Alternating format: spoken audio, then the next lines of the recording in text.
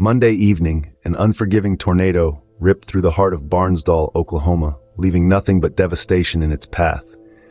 The National Weather Service had issued the most severe of tornado alerts, a tornado emergency for Osage County as the monstrous twister bore down on Barnsdall. Joy King, a resident of the area, recounts the terrifying event. It blindsided us. I even latched the storm cellar door, but it was torn off with ease by the violent winds. The mayor of Barnsdall, Johnny Kelly, paints a grim picture of the aftermath. We've suffered 1 fatality and about 8 injuries. Our town's infrastructure, including our electrical system and water distribution line, has taken a significant hit.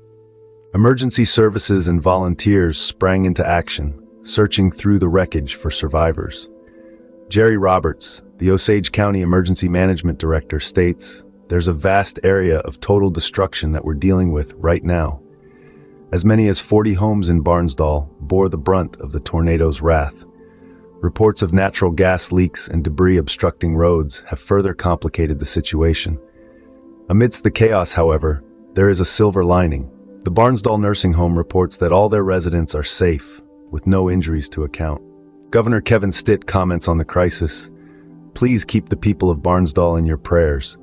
We are mobilizing all necessary resources to aid in the recovery efforts." The video concludes with a heartfelt message.